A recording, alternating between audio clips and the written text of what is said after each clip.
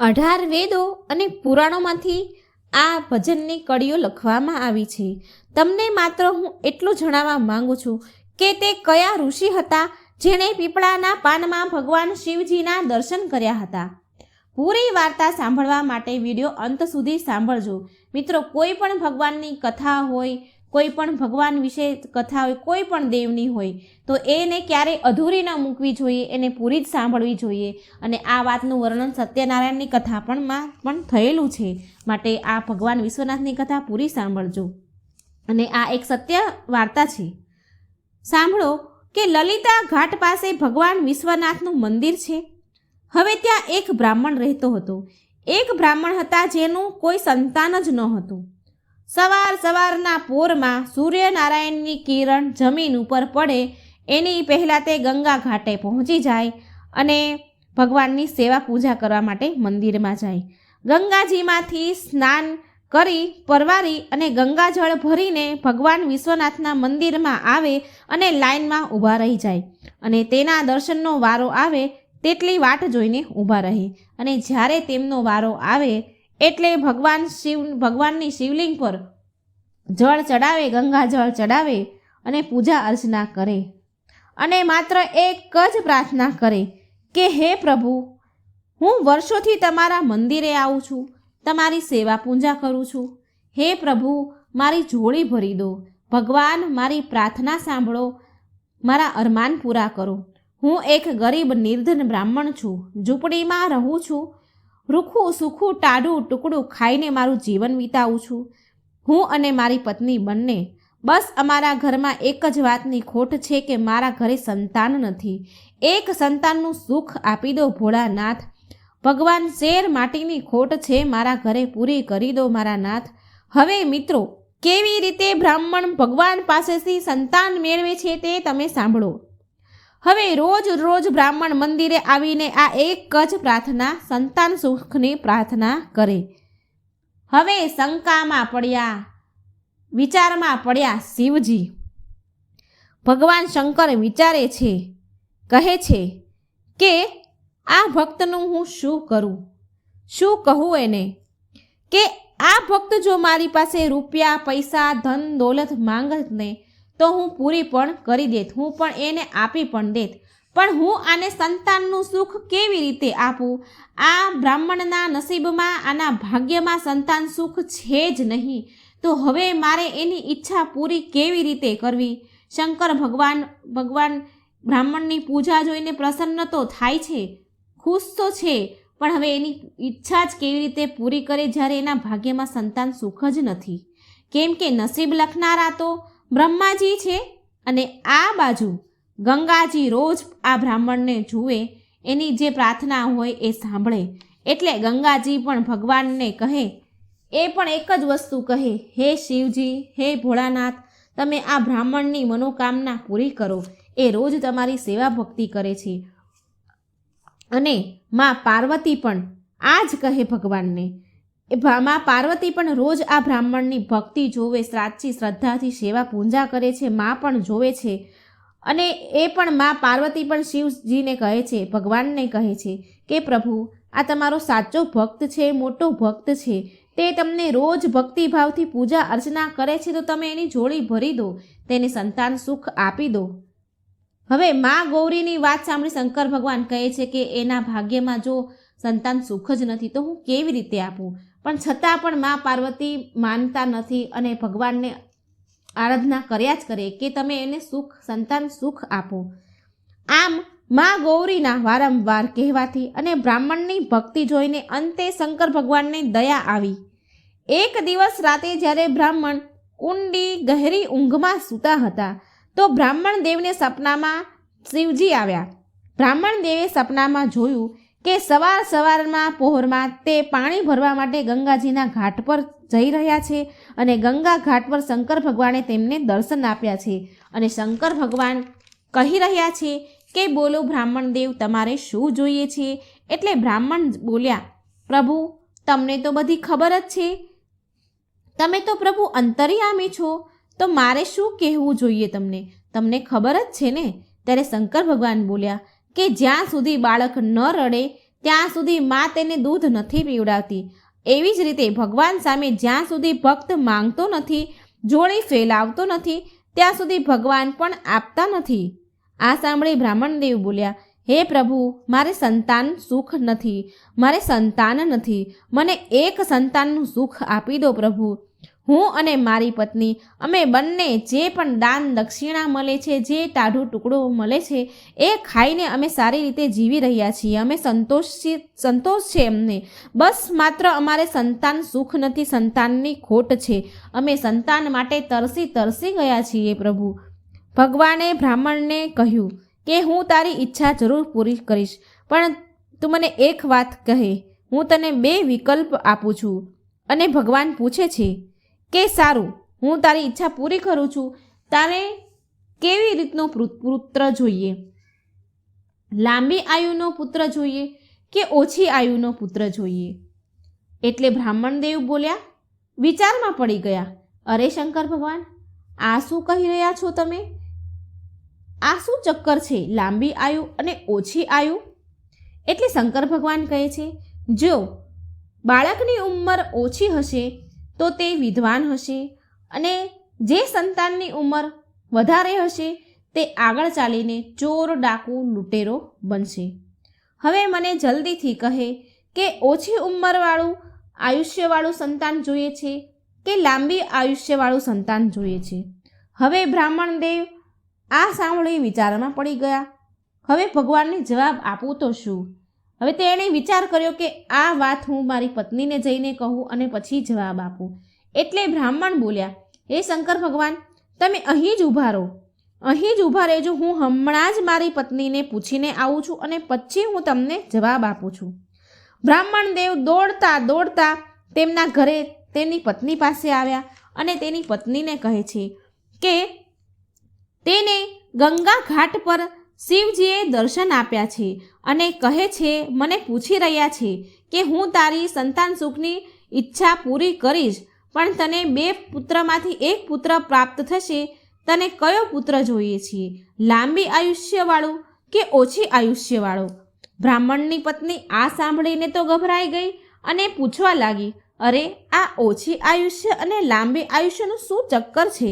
એટલે બ્રાહ્મણદેવ બોલ્યા કે ભગવાને એવું કહ્યું છે મને કે ઓછી ઉંમરવાળું સંતાન વિદ્વાન હશે અને વધારે ઉંમરવાળું સંતાન ચોર અને ડાકુ બનશે. હવે તારી ઈચ્છા પ્રમાણે મને કહે. તમે મને જલ્દીથી કહો કે આપણે કેવું સંતાન જોઈએ છે? એટલે બ્રાહ્મણની પત્ની બોલી કે સ્વામી, આપણે તો ઓછી ઉંમરવાળું સંતાન અને વિદ્વાન બાળક જોઈએ છીએ. ઓછી ઉંમરવાળું હશે તો બી ચાલશે, લાંબી આયુષ્યવાળું હોય અને ચોર ડાકુ બને તો એ સંતાન સુખ કયા કામનું? માટે આપણે ઓછી સંતાનવાળું આયુષ્ય પણ ચાલશે. તમે જાઓ અને શિવજીને કહી દો કે આપણને ઓછી આયુષ્યવાળું અને વિદ્વાન સારું સંતાન આપે. હવે બ્રાહ્મણદેવ તેમની પત્ની પાસેથી જવાબ લઈને દોડતા પાછા ગંગા ઘાટ પર આવ્યા અને બોલ્યા કે હે પ્રભુ, ઓછી ઉંમરવાળું સંતાન અમને પ્રદાન કરો, વિદ્વાન સંતાન અમને પ્રદાન કરો, અમે તેનાથી જ કામ ચલાવશું. કારણ કે વધારે ઉંમરવાળું સંતાન ચોર ડાકુ હોય તો એ સંતાન સુખ કયા કામનું? એટલે શંકર ભગવાન બોલ્યા, સારું, જા, તારા ઘરે 1 બાળકનો જન્મ થશે, પણ જેવો તે 5 વર્ષનો થશે તેવું જ તેનું મૃત્યુ થશે. આટલું કહી ભગવાન અંતર્ધ્યાન થઈ ગયા અને બ્રાહ્મણની ઊંઘ ખુલી ગઈ, એની આંખ ખુલી ગઈ. થોડા દિવસ થયા એટલે બ્રાહ્મણની પત્નીને દિવસો રહ્યા. 9 મહિના પૂરા થયા એટલે બ્રાહ્મણની પત્નીએ એક સરસ પુત્રને જન્મ દીધો. અને એ જન્મ થયા પછી બ્રાહ્મણદેવને શિવજીની સપનાની વાત યાદ આવી ગઈ કે આ બાળકે જન્મ લીધો તો છે, પણ 5 વર્ષનું થશે એટલે મૃત્યુ થઈ જશે. હવે જેમ તે બાળક મોટું થાય છે તેમ બ્રાહ્મણ અને તેની પત્નીને ચિંતા થાય છે. રાતભર રડ્યા કરે છે. હવે આમને આમ તેના છોકરાને મોટા કરતા 4 વર્ષ વીતી ગયા. હવે માત્ર તેની આયુષ્યમાં 1 જ વર્ષ બાકી હતું.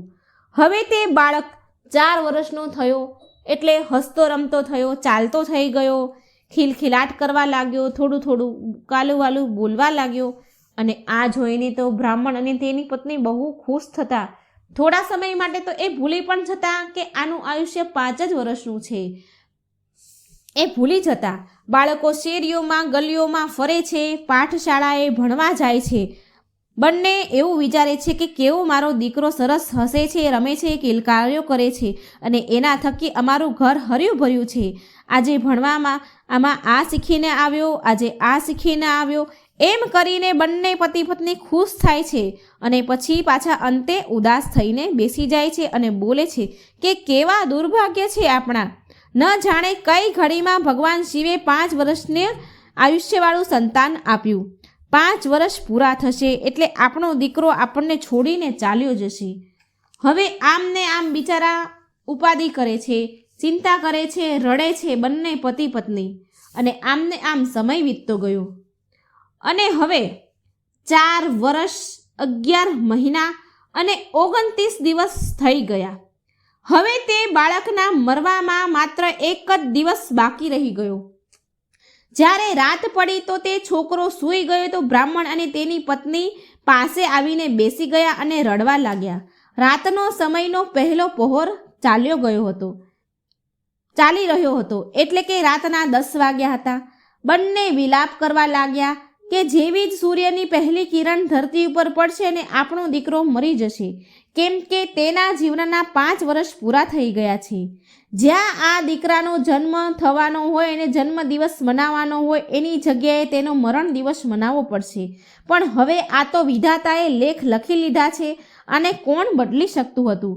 પણ બ્રાહ્મણે હજી સુધી હાર નહોતી માની. છોકરાના જીવ બચાવવા માટે હજી તેણે હાર નથી માની. તેણે તેના દીકરાને રાત્રિના 3જા પહોરમાં ઉઠાડ્યો અને તેના દીકરાને કહે છે કે બેટા, પહેલાંના જમાનામાં સાધુ સંત સ્નાન કરી લેતા હતા.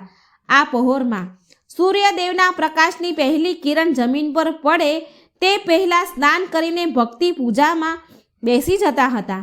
બ્રાહ્મણે રાત્રિના 3જા પહોરમાં તેના દીકરાને જગાડ્યો અને કાશી વિશ્વનાથના મંદિરમાં ફાટક બંધ હતા. કાશી વિશ્વનાથના મંદિરમાં લઈ ગયા પણ ત્યાંનું દરવાજા બંધ હતા. તેણે કાશી મંદિરના વિશ્વનાથ મંદિરના બહારથી જ તેને દર્શન કરાવી દીધા અને પછી લઈ ગયા ગંગા ઘાટે. ગંગાજીના પાવન તટ પર લઈને જઈને બેસાડી દીધો તેના દીકરાને બ્રાહ્મણે. અને તેના બાળકને એવું કહ્યું કે અહીંથી જે કોઈ સાધુ સંત અહીં સ્નાન કરવા આવે તો તારે તેના ચરણને સ્પર્શ કરી અને આશીર્વાદ લેવા, એને પગે લાગજે. બસ હવે શું? સાધુ સંતો ધીરે ધીરે ગંગા ઘાટ પર સ્નાન કરવા આવવા લાગ્યા અને તે બાળક ધીરે ધીરે બધા જ સાધુ સંતોને પગે લાગે છે. બ્રાહ્મણ ત્યાં એ છોકરાથી થોડે દૂર ઊભા રહ્યા. બધા જ સાધુ સંતને બાળકને આશીર્વાદ આપે છે અને ત્યાંથી ચાલ્યા જાય છે. અને અચાનક તે બ્રાહ્મણે જોયું કે દૂરથી સપ્તઋષિઓ આવી રહ્યા હતા અને સપ્તઋષિઓને જોઈને તે બ્રાહ્મણ ખુશ થયો. અને સપ્તઋષિઓમાં તો એ સમયે એટલી બધી શક્તિ હતી કે સપ્તઋષિઓ તપસ્યા કરીને ઘણી બધી શક્તિઓ મેળવી હોય છે અને સપ્તઋષિઓ ભૂત, ભવિષ્ય અને વર્તમાન પણ જોઈ શકતા હતા. વરદાન આપે તો વરદાન પૂરું થઈ શકતું હતું અને ફળતું હતું. સપ્તઋષિઓને દૂરથી આવીને જોઈતા તે બ્રાહ્મણ પોતે એક ઝાડ પાછળ સંતાઈ ગયો. તેના દીકરાને પગે લાગવાનું કહ્યું અને ધીરે રહીને ઝાડ પાછળ સંતાઈ ગયો અને તેના બાળકને ઈશારો કર્યો જ્યારે સપ્તઋષિ આવ્યા એટલે. અને જ્યારે સપ્તઋષિઓ નજીક આવ્યા તો તે બાળક ઊભો થયો અને ત્યાંથી ઋષિઓના ચરણ સ્પર્શ કર્યા, પગે લાગ્યો. એટલે સપ્તઋષિઓએ બાળકને આશીર્વાદ આપ્યા, આયુષ્યમાન ભવ, તારી ઉંમર લાંબી થાય. અને ઝાડ પાછળથી છુપાયેલો બ્રાહ્મણ દેવ બહાર નીકળ્યા. જેવા સપ્તઋષિએ આશીર્વાદ આપ્યા તેવો બ્રાહ્મણ બહાર નીકળે છે અને હસતા હસતા સપ્તઋષિઓને કહે છે તે બ્રાહ્મણ કે મહારાજ, તમે ઓળખ્યો આ એ જ બાળક છે જેની ઉંમર 5 વર્ષની હતી અને આ 5 વર્ષ પછી આજે મરવાનો હતો. આજે એનો છેલ્લો દિવસ છે. જેવી સૂર્યની કિરણ પડશે તેવું તેનું મૃત્યુ થશે. તમે આને આશીર્વાદ આપી આની ઉંમર લાંબી કરી દીધી છે. તમારું વરદાન ક્યારેય ખાલી નથી જતું. સપ્તઋષિઓએ વિચાર કર્યો કે અમે તો વરદાન આપી ચૂક્યા છીએ, અને જો અમારું દીધેલું વરદાન પૂરું ન થાય તો દુનિયામાં અમને માનવાવાળું કોઈ ન હોય. લોકો એવું કહેશે કે સપ્તઋષિઓના વરદાન આપે તો છે પણ તે પૂરા નથી થતા. બ્રાહ્મણદેવ બોલ્યો, હવે હું આ બાળકને લઈને શું કરું? હવે એનું સવાર થતાં મૃત્યુ થશે તો? એટલે સપ્તઋષિઓ બોલ્યા કે તમારો દીકરો આજે સવારે મરવાનો છે, તો થોડા સમય માટે આ બાળકને તમે અમને આપી દો. અને કહ્યું કે મહાદેવના વચનને મિથ્યા કરવાની અમારામાં ક્ષમતા નથી, અને જો અમે એવું કર્યું તો પણ મહાદેવ અમારાથી નારાજ થઈ જશે. બ્રાહ્મણે એની વાત માની અને સપ્તઋષિને તેનો બાળક આપી દીધો. અને આમ સપ્તઋષિઓએ વિચાર કરે છે અને પછી કહે છે કે ચાલો આ બાળકને આપણે બ્રહ્માજી પાસે લઈ જઈએ, અને પછી બ્રહ્માજી જાણે અને શંકર ભગવાન આપણે આ સમસ્યાનું હલ નીકાળવું જ પડશે. આપણે વરદાન આપી દીધું છે અને શંકર ભગવાનનું વરદાન પણ મિથ્યા ન થઈ શકે, માટે આનો ઉકેલ તો બ્રહ્માજી પાસે જઈને જ આવે ને. આમ કરીને સપ્તઋષિઓ તે બાળકને લઈને બ્રહ્માજી પાસે ગયા. જ્યારે બ્રહ્માજી પાસે આવ્યા તો તે બાળકને સપ્તઋષિએ કાનમાં કહ્યું ધીમેથી કે બેટા જા, પહેલાં છે એ બ્રહ્માજી છે, આ બ્રહ્માજી છે, તું ધીરે રહીને તેના ચરણ સ્પર્શ કરી આશીર્વાદ લે, પગે લાગજે. અને બ્રહ્માજી તે સમયે કોઈ અન્યનું ભવિષ્ય ભાગ્ય લખી રહ્યા હતા, કોઈનું નસીબ લખી રહ્યા હતા, અને નસીબ લખવામાં વ્યસ્ત હતા. તેમનું ધ્યાન આ બાળક ઉપર ન હતું. હવે તે બાળક ધીરે ધીરે બ્રહ્માજી પાસે ગયો અને તેમના ચરણને હાથ લગાવીને એણે સ્પર્શ કરી અને એણે પગે લાગ્યો. બ્રહ્માજીએ કલમ રોકી દીધી અને તે બાળક સામે બરાબર તેમનું ધ્યાન નહોતું, પણ બ્રહ્માજીએ એને આશીર્વાદ આપી દીધા. બ્રહ્માજી બોલ્યા, આયુષ્યમાન ભવ, તારી ઉંમર લાંબી થાય. આ સાંભળી સપ્તઋષિઓ બોલ્યા, ચાલો. બ્રહ્માજીએ પણ આયુષ્યમાનનો આશીર્વાદ આપી દીધો, લાંબી ઉંમરનો આશીર્વાદ આપી દીધો. આ સાંભળી બ્રહ્માજી બોલ્યા કે અરે, કેમ તમે સપ્તઋષિઓને કહે છે, તમે કેમ આવું બોલી રહ્યા છો? આશીર્વાદ મેં આપ્યો છે તો? એટલે સપ્તઋષિઓએ કહ્યું, બધી જ ઘટના આ બાળકને લઈને કહી સંભળાઈ કે શિવજીએ 5 વર્ષની આયુષ્યનું વરદાન આપી અને આ બ્રાહ્મણને પુત્ર આપ્યો હતો. એના 5 વર્ષ પૂરા થાય છે અને આજે એનું મૃત્યુ છે. હવે આ સાંભળી અને પરમ પિતાને ઋષિઓ કહે છે કે તમે આને અખંડ આયુષ્યનું, લાંબુ આયુષ્યનું વરદાન આપ્યું છે, તો હવે શું થશે? પરમપિતા, તમે તો બધાનું નસીબ લખો છો, તો હવે શું થશે? તમે બાળકને ઓળખી ના શક્યા અને પહેલાં તમે જોયા વગર જ આને આયુષ્યમાન ભવનું વરદાન આપી દીધું. હવે પરમપિતા, આ એ બાળક છે જેને ભગવાન શંકરે 5 વર્ષનું આયુષ્ય આપ્યું હતું. આજ સવાર પડતા જ આનું મૃત્યુ થવાનું છે. આ બાળકના પિતા બ્રાહ્મણદેવ અમને વરદાનમાં ફસાવી લીધો. અમે પણ આ બાળકને એવું વરદાન આપી દીધું આયુષ્યમાન ભવનું. હવે શંકર ભગવાનના વરદાનને ભંગ કરવાની ક્ષમતા તો આપણામાં છે નહીં, અમારા ઋષિઓમાં છે નહીં. આ બાળકને લઈને એટલે અમે તમારી પાસે આવ્યા છીએ આનું નિવારણ માટે. હવે તમે આ બાળકને આયુષ્યમાન ભવનું વરદાન આપી દીધું, પણ બ્રહ્માજી પણ મૂંઝવણમાં પડી ગયા. ઋષિઓની વાત સાંભળી એ બી મૂંઝાઈ ગયા. બ્રહ્માજી વિચારે છે કે હું શંકર ભગવાનના વચનને, વરદાનને કેવી રીતે મિથ્યા કરી શકું? આ તો હું ન કરી શકું. અને પછી બ્રહ્માજીએ વિચાર કર્યો કે હું આ બાળકને લઈને વિષ્ણુ ભગવાન પાસે જાઉં અને આનો કોઈ ઉપાય બતાવશે. હવે બ્રહ્માજી અને સપ્તઋષિઓ બાળકને લઈને વિષ્ણુ ભગવાન પાસે ગયા. હવે તે સમયે વિષ્ણુ ભગવાન શયન કરી રહ્યા હતા. વિષ્ણુ ભગવાન યોગ નિંદ્રામાં હતા. જ્યારે ભગવાન યોગ નિંદ્રામાં હતા ત્યારે બ્રહ્માજીએ તે બાળકને ધીરે રહીને કહ્યું કે જા બેટા, આ વિષ્ણુ ભગવાન છે અને તેના ચરણ સ્પર્શ કરી લે, તેને પગે લાગી અને આશીર્વાદ લઈ લે. હવે તે બાળક ભગવાન વિષ્ણુ પાસે ગયા અને ધીરે રહીને ભગવાનના ચરણને સ્પર્શ કરી અને પગે લાગ્યો. ચરણ સ્પર્શ કરતાં જ ભગવાન યોગ નિંદ્રામાંથી જાગી ગયા. એમની યોગ નિંદ્રા ભંગ થઈ ગઈ. તેણે બાળક સામે બરાબર જોયું નહીં અને તેને પણ આયુષ્યમાન ભવ થા, લાંબી ઉંમર થાય એવું આશીર્વાદ આપી દીધો. પછી બ્રહ્માજી જ્યારે ભગવાન ઉઠ્યા એટલે બ્રહ્માજીએ બધી વાત કહી કે આ બાળકને તમને આયુષ્યમાનનું વરદાન આપ્યું છે, એટલે હવે આ બાળકનું વરદાન તમે આપ્યું છે, પણ શિવજીએ આ બાળકનું આયુષ્ય 5 વર્ષનું થશે એવું વરદાન આપ્યું છે. હવે આપણે શિવજીનું વરદાન તો ભંગ કરી શકાય નહીં, એનું મિથ્યા થઈ શકે નહીં. આ સાંભળી બ્રહ્માજીની વાત સાંભળી વિષ્ણુ ભગવાન પણ મૂંઝવણમાં પડી ગયા કે હવે હું શું કરું, કે ભગવાને આવું વરદાન આપ્યું છે, મેં આયુષ્યમાનના આશીર્વાદ આપ્યા છે, હવે શું થાય? હવે આના માટે તો શંકર ભગવાન પાસે જ જવું પડશે. હવે સપ્તઋષિઓ અને બ્રહ્માજી અને વિષ્ણુ ભગવાન શિવજી પાસે જાય છે. એ સમયે શિવજીએ કૈલાસ પર્વત પર ધૂણી દખાવી હતી અને ભગવાન તેની મસ્તીમાં મગ્ન હતા. આંખો બંધ હતી, ધ્યાનમાં હતા, મસ્તીમાં મગ્ન હતા. એટલે વિષ્ણુ ભગવાને તે બાળકને કહ્યું, પુત્ર, સામે જો શંકર ભગવાન છે તેને તું ધીરે રહીને જા અને તેમના ચરણ સ્પર્શ કરીને આશીર્વાદ લઈ આવ. હવે ભગવાનની વાત સાંભળી તે બાળક શંકર ભગવાન પાસે ગયો અને ધીરેથી ભગવાનના ચરણ સ્પર્શ કર્યા અને પગે લાગ્યો. ભગવાનની આંખ ખુલી, ભગવાનને પ્રણામ કર્યા. એટલે ચરણ સ્પર્શ થતાં શિવજીની આંખ ખુલી અને ભગવાને તેના પર બરાબર ધ્યાન ન ગયું અને તેમણે પણ શંકર ભગવાને પણ આયુષ્યમાન ભવ થાય એવા આશીર્વાદ આપી દીધા, તારી લાંબી ઉંમર થાય એવા આશીર્વાદ આપી દીધા.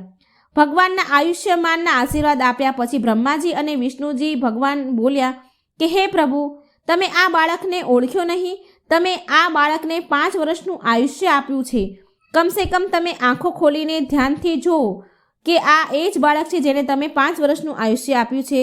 તમે જોયું નહીં અને બાળકને એમના જ આશીર્વાદ આપી દીધા. હવે પ્રભુ તમારા જ આશીર્વાદ છે અને તમારા જ વરદાનથી 5 વર્ષની એની લાંબી ઉંમરનું વરદાન છે. હવે તમે આનું કોઈ નિવારણ કરો. શંકર ભગવાને આ બધી જ વાત વિષ્ણુ ભગવાનની અને બ્રહ્માજીની સાંભળી. એટલે શંકર ભગવાન કહે છે કે સપ્તઋષિઓને કહે છે કે આ બાળકને મારા મંદિરે લઈ જાઓ, કાશી વિશ્વનાથના મંદિરે લઈ જાઓ, ત્યાં બીલીપત્ર લઈને એને આપો અને બાળકના હાથે શિવલિંગ પર ચડાવો. એટલે સપ્તઋષિઓ તે બાળકને લઈને કાશી વિશ્વનાથના મંદિરે લઈને આવ્યા, બીલીપત્ર લઈને આવ્યા અને શિવલિંગ પર ચડાવવા માટે કહ્યું. હવે બાળક મંદિરમાં જાય છે અને શિવલિંગ પર બીલીપત્ર ચડાવે છે, ગંગાજળ ચડાવે છે. હવે તેવામાં તો સૂર્યદેવ ઉગે છે, એટલે સૂર્યની પહેલી કિરણ ધરતી ઉપર પડી અને યમરાજા તે બાળકના પ્રાણ હરવા માટે પહોંચી ગયા મંદિરમાં. કાળા ભયાવહ સ્વરૂપ, એવું ભયંકર સ્વરૂપ યમરાજાનું જોઈને તે બાળક ડરી ગયો. જેવા યમરાજા બાળકના પ્રાણ હરવા જાય છે તેવો જ તે બાળક તેના બંને હાથે શિવલિંગને પકડી લે છે. જેવી રીતે બાથ ભરીએ એવી રીતે શિવલિંગને બાથ ભરી લે છે. અને યમરાજા બોલ્યા, ચાલો બેટા, તારો મૃત્યુનો સમય આવી ગયો છે, તારો સમય પૂરો થઈ ગયો છે. એટલે તે બાળક બોલ્યો, હું તો આવીશ, પણ મારી સાથે આ ભગવાન શિવ પણ આવશે. આ વાત સાંભળી, આ વાત હજી ચાલી જ રહી હતી તેવામાં શંકર ભગવાન પ્રગટ થયા અને ત્યાં યમરાજાને બોલી ઉઠ્યા કે હે પ્રભુ, મારે આ બાળકનું મૃત્યુ હવે નજીક આવ્યું છે, એટલે હું એના પ્રાણ હરવા માટે આવ્યો છું. હવે હું એને લઈ જવા આવ્યો છું. મને આ બાળકના પ્રાણ હરવાની રજા આપો. શિવજી બોલ્યા, હે યમરાજ, આ પૃથ્વીના લેખનના હિસાબથી, બ્રહ્માજીના લેખનના હિસાબથી શિવજીનો 1 દિવસ કરોડ વર્ષના બરાબર હોય છે. તો તમે ગણો યમરાજાજી, આ બાળકના 5 વર્ષની ઉંમર 1 દિવસના કરોડો વર્ષના હિસાબે કેટલી થઈ? હવે યમરાજા પાસે એટલો સમય ક્યાં હોય કે તે આ બધું ગણવા બેસે? અને પછી તે ભગવાનની વાત સમજી ગયા. ભગવાનને જે કહ્યું એ બધું જ એમને સમજમાં આવી ગયું અને તેના પ્રાણ ન લીધા અને ત્યાંથી ચાલ્યા ગયા. અને એ બાળકને લાંબુ આયુષ્ય મળી ગયું. આયુષ્યમાન ભવના આશીર્વાદ તે બાળકને ફળી ગયા. અને મિત્રો, આ બાળક બીજું કોઈ નહીં, ઋષિ માર્કંડે હતા. મિત્રો, પ્રયાગરાજમાં અકબરનો એક કિલ્લો છે, તેની અંદર એક અક્ષય વૃક્ષ છે. તે અક્ષય વૃક્ષમાં પીપળાના પાનમાં ભગવાન શિવ આ બાળકને દર્શન આપ્યા હતા. અને તે બાળકે 18 વેદ પુરાણમાંથી એક વેદ પુરાણ લખ્યું હતું, જેણે સ્વયં મૃત્યુને પરાજિત કર્યું હતું. અને તેમને પોતે માર્કંડે પુરાણની તેમણે પોતે રચના કરી હતી અને તેમના દ્વારા જ મહામૃત્યુંજયના મંત્રોના ઉચ્ચારણ કરવામાં આવ્યા હતા. ઋષિ માર્કંડે જ મહામૃત્યુંજય મંત્રનું નિર્માણ કર્યું હતું. આ વાર્તા સત્ય છે. મિત્રો, જો મારી આ વાર્તા સારી લાગી હોય તો મારી ચેનલને લાઈક, સબસ્ક્રાઈબ અને શેર જરૂર કરજો. મિત્રો, આજે હું શંકર ભગવાન અને તેના ભક્તની સરસ મજાની રોચક વાર્તા કહેવા જઈ રહી છું. મિત્રો, હું ભગવાનની નવી નવી જાણકારીની વાર્તાઓ હંમેશા લઈને આવતી રહું છું. જો તમને મારી ચેનલ સારી લાગે તો મારી ચેનલને લાઈક, સબસ્ક્રાઈબ અને શેર જરૂર કરજો. ભોલા નામનો એક ખેડૂત હરિપુર ગામમાં રહેતો હતો. તેને એક પત્ની અને 2 બાળકો પણ હતા. ભોલો એક શાહુકારની ત્યાં મજૂરી કરતો હતો. ભોલાએ તેની બહેનના લગ્નના ખર્ચ માટે શાહુકાર પાસેથી પૈસા ઉધાર લીધા હતા અને તેનું ભુગતાન તે કેટલાય વર્ષોથી ભોલો ચૂકવી રહ્યો હતો. ભોલો શંકર ભગવાનની બહુ પૂજા કરતો હતો. તે શંકર ભગવાનને બહુ માનતો હતો. એક દિવસ મંદિરમાં મહાશિવરાત્રિનું ભવ્ય આયોજન હતું. તે તેની પત્ની અને બાળકો સાથે મંદિરમાં ગયો અને તે સમયે ત્યાં મંદિરમાં તે શાહુકાર પણ હતો, જ્યાં તે નોકરી કરતો હતો. અને તે શાહુકાર ભોલાને કહે છે, મંદિરમાં દર્શન કરવા માટે પુણ્ય કરવા પડે. ભોલા, તારી જેવા કંગાલ પાસે એવું તે શું છે કે તું ભગવાનને અર્પણ કરે? ભગવાનને આપવા માટે તારી જોડે શું છે? કોઈ દાન છે, દક્ષિણા છે, કોઈ ચડાવો છે? આ સાંભળી ભોલો ઉદાસ થઈ ગયો અને ઉદાસ મન સાથે તેની પત્ની અને બાળકો લઈને ફરી પાછો ઘરે જવા નીકળી ગયો. મંદિરેથી ચાલ્યો ગયો. તેમાં તે ચાલતા ચાલતા જઈ રહ્યા હતા તો રસ્તામાં એક માણસ મળ્યો. તે ગરીબ જેવો લાગતો હતો. તે માણસે ભોલાની પત્નીને કહ્યું કે બહેન, કંઈ ખાવાનું હોય તો આપો ને, મને બહુ ભૂખ લાગી છે, કંઈ ખાવાનું આપો. એટલે ભોલાની પત્ની પ્રસાદીનો શીરો લઈ અને ભગવાનના મંદિરે ગઈ હતી અને તે પાછી વળી એટલે એની પાસે પ્રસાદીનો શીરો હતો. એટલે ભોલાની પત્ની બોલી કે ભાઈ, મારી પાસે લોટનો બનાવેલો શીરો છે, એ ખાવો હોય તો આપું. એટલે તે ભૂખ્યો માણસ કહે છે, અરે મને આપી દો લોટનો શીરો, અને એમાંય તે હું ભૂખ્યો છું અને એમાં પણ પ્રસાદ તો વધારે મીઠો લાગે. એટલે ભોલો બોલ્યો કે ભાઈ, તારું શું નામ છે? એટલે તે માણસ કહે છે, મારું નામ શિવાય છે. હું અહીં કામની શોધમાં આવ્યો છું. શું તમે મને કોઈ કામ આપી શકશો? હું કોઈ પણ કામ કરી લઈશ. એટલે ભોલાએ કહ્યું, ભાઈ, હું પોતે એક ખુદ ગરીબ મજદૂર છું. ગામના શાહુકારને ત્યાં મજૂરી કરું છું. હું તને શું કામ આપી શકું? એટલે તે માણસ કહે છે, ભાઈ, મને કંઈ પણ કામ આપો. ભલે પછી બદલામાં તમે મને પૈસા ન આપતા, પણ મને રહેવાની જગ્યા આપી દેજો. ભોલો સિવાયની મજબૂરી સમજ્યો અને તેને રહેવા માટે હા કહી દીધી. અને તે દિવસથી સિવાય ત્યાં ભોલાના ઘરે જ રહેવા લાગ્યો અને તેના ઘરમાં કામકાજમાં મદદ કરતો હતો. એક દિવસ ભોલો તેની પત્ની માલાને કહે છે કે માલા, આ સિવાય આપણા માટે આટલું બધું કેમ કરે છે? કેટલું બધું કામ કરે છે. બાળકો માટે પણ સિવાય દૂધ, ફળ, શાકભાજી બધું જ લાવે છે. ક્યાં સુધી આપણે આ સિવાયની મદદ લઈશું? ક્યાં સુધી આપણે એનું ખાઈશું?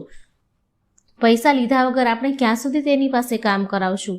એટલે ભોલાની પત્ની બોલી કે તમે એક કામ કેમ નથી કરતા?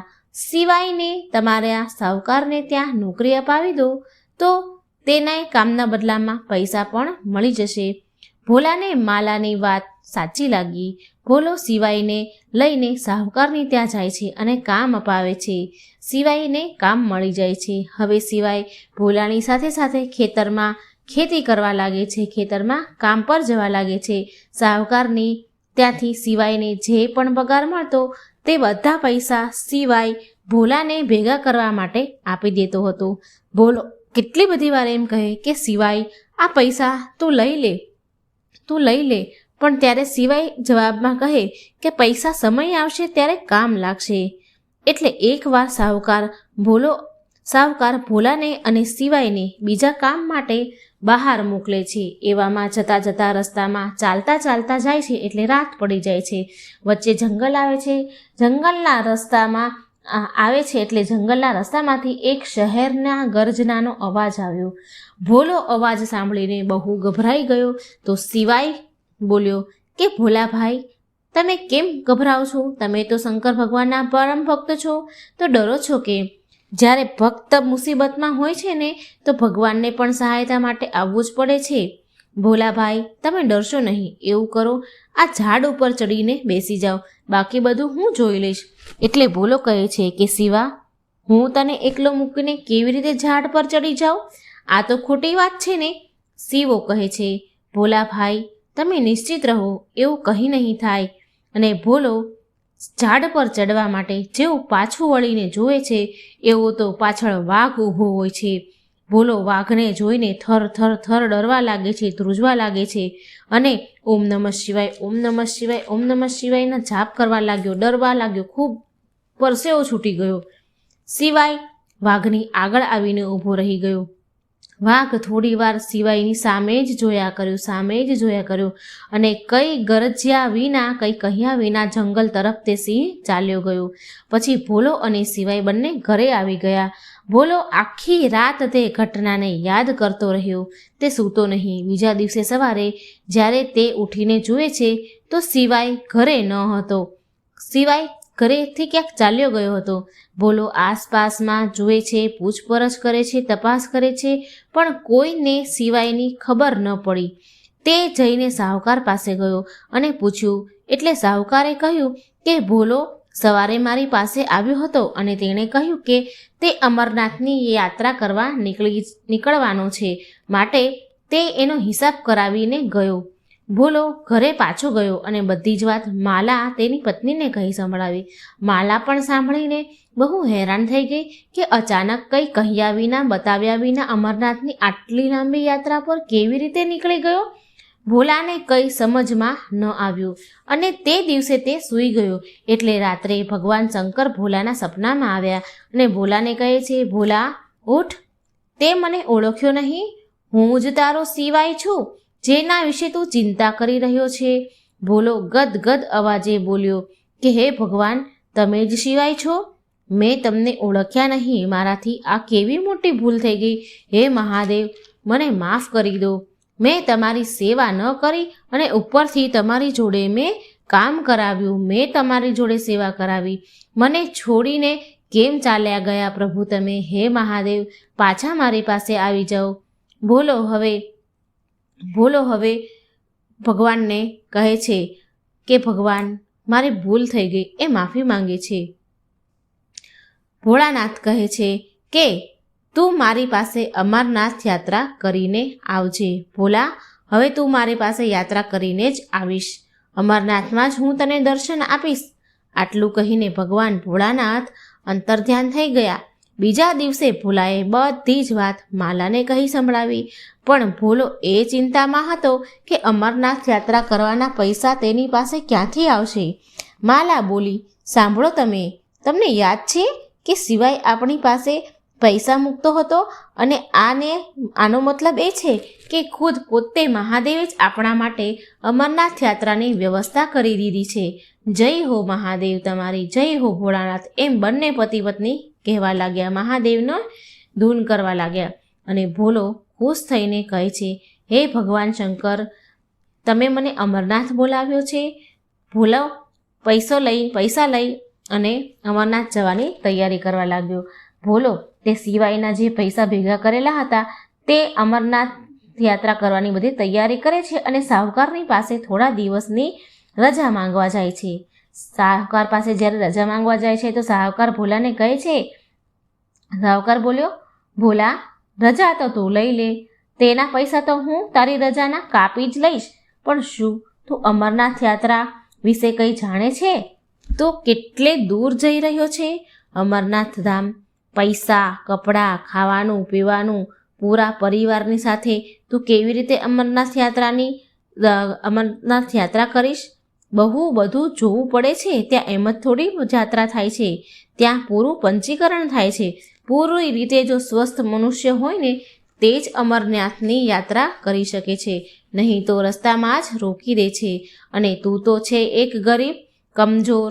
2 દિવસમાં પણ તું 2 રોટલી નથી ખાતો. રસ્તામાં જ પડીને બેભાન થઈ જઈશ તો પાછો મોકલી દેશે તને. હું પણ જાઉં છું મારા પરિવાર સાથે અમરનાથની યાત્રા કરવા. તું જોજે, હું તો અમરનાથની યાત્રા કરીને જ પાછો આવું. ભોલાને તે સાહુકાર કહે છે, ભોલો તો પણ તેના પરિવાર સાથે અમરનાથની યાત્રા કરવા માટે નીકળી જાય છે અને આ બાજુ સાહુકાર પણ તેના પરિવાર સાથે યાત્રા કરવા માટે નીકળવાનું તૈયારી કરે છે. પણ કિસ્મતમાં તો કંઈ બીજું જ લખ્યું હતું. 75 વર્ષની ઉંમર પછી સાહુકારને પંચીકરણનું સ્થગિત કરવામાં આવ્યું, કારણ કે 75ની ઉંમર પછી ત્યાં જવા નહીં દેતા. સાહુકારે મનમાં વિચાર્યું કે લાગે છે શંકર ભગવાન મારાથી રિસાઈ ગયા. શંકર ભગવાને મને શિક્ષા આપી છે, સજા આપી છે. તેની યાત્રા માટે કોઈ ગરીબ કે અમીર નથી હોતું. તે જેની પર કૃપા કરે છે ને તે જ તેના દર્શન કરી શકે છે. લાગે છે ભોલો તેમનો મારાથી પણ મોટો સેવક છે, માટે તેને અમરનાથ યાત્રા પર જવાનો શુભ અવસર મળ્યો. હું કેમ ન સમજી શક્યો કે ભગવાન તો પ્રેમના ભૂખ્યા છે. તેમને ધન દોલત પકવાનોથી કોઈ મતલબ નથી હોતો. ભગવાનને કોઈ એક સુકાયેલી રોટલી પણ ખવડાવી દે ને તો એના પર પણ ભગવાન પ્રસન્ન થઈ જાય છે. હે ભોળાનાથ, મને માફ કરી દો, મારાથી ભૂલ થઈ ગઈ. મેં એક ગરીબ મજદૂરની ફાયદો ઉઠાવ્યો છે, ગરીબીનો ફાયદો ઉઠાવ્યો છે. મેં હંમેશા ભોલાનો ફાયદો ઉઠાવ્યો છે. બસ એકવાર ભોલો યાત્રાથી પાછો આવી જાય, યાત્રા કરી અને પાછો ફરશે એટલે હું ખુદ તેની જોડે માફી માંગી લઈશ.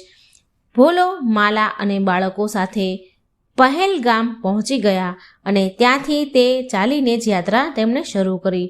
જય ભોળાનાથ, જય ભોળાનાથના જાપ કરતાં કરતાં ભોલો આગળ વધે છે. ચાલતા ચાલતા બિચારા છોકરાઓ ભૂખ્યા થયા એટલે છોકરા કહે છે, બાપુ અમને ભૂખ લાગી છે. એટલે ભોલો કહે છે તેના પરિવારને કહે છે કે તમે અહીં મોટા એક પથ્થર ઉપર બેસો. હું અહીં કોઈને પૂછું છું કે અહીં કંઈ ખાવા પીવાનું મળે છે કે નહીં, અહીં ક્યાંય ખાવા પીવાની વ્યવસ્થા છે કે નહીં. એટલામાં ત્યાં એક માણસ ભોલાએ જોયો. એટલે તે ભોલાએ તે માણસને પૂછ્યું કે અરે ભાઈ, આ અમરનાથની અહીંયા જગ્યામાં ક્યાંય ખાવા પીવાની સુવિધા છે ખરી?